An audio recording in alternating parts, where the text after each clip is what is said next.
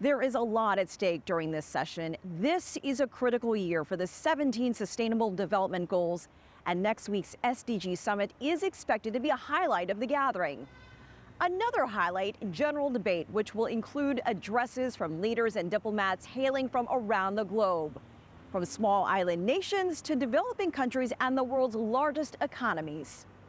And we're keeping an eye on the Chinese delegation. We expect to hear more about China's push toward carbon neutrality, as well as how the Belt and Road Initiative, now in its 10th year, is providing sustainable development opportunities. Let's start with CGTN's Dezhi, who is monitoring all the action. Dezhi. Yes, Elaine, as reported in the UN, this week we have already felt the heat of the high-level week. Briefings, events, press conferences, it's difficult for us to keep an eye on everything. And next week, the high-level week, obviously, there will be many summits on various issues.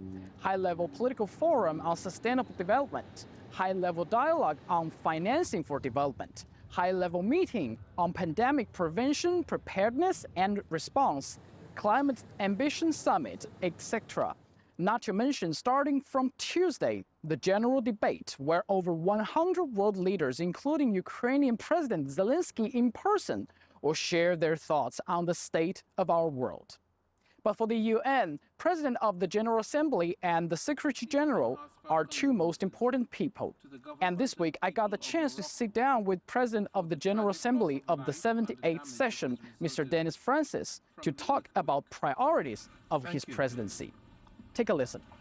You assume President of General Assembly during a very critical time. We have challenges in multiple fronts. We have the challenges of security and peace. We have the challenges in climate crisis, as well as elimination of poverty. So what do you think is your priority during your presidency? There's absolutely no doubt that there are several challenges out there. You're quite right, peace and security. There's a climate crisis, there's a global food crisis, and there's poverty and hunger. There's also a major deficit in development. And that is going to be one of the top priorities of this presidency. As you know, the Secretary General will be convening the SDG Summit next week, with a view to having heads of state and government recommit to the SDGs and to make hopefully bold contributions towards getting the SDGs back on track.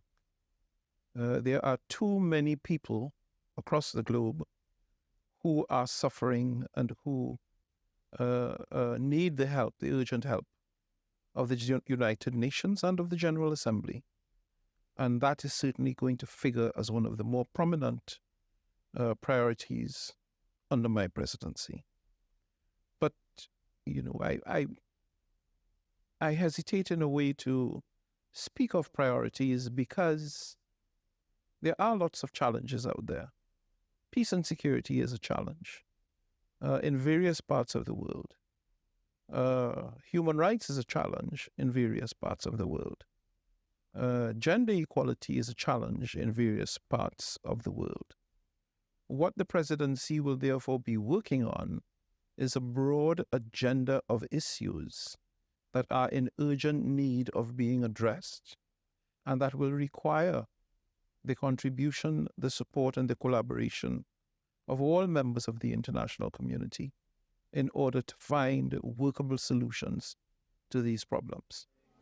Also, this week, when answering my question, Mr. Antonio Guterres, Secretary General of the UN, shared his thought on his most important objective in the coming week.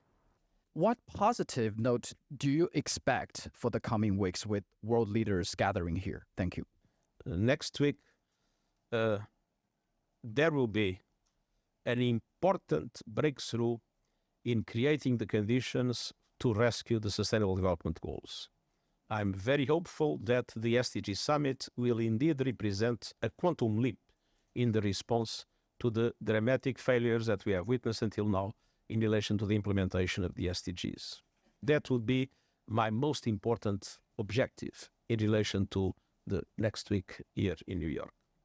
It's worth noting that among the 5 most important countries, the 5 permanent members of the Security Council, P5, only one head of state will be here next week, which is President Biden of the United States. How would that affect the significance of this year's UNGA? We will have to see.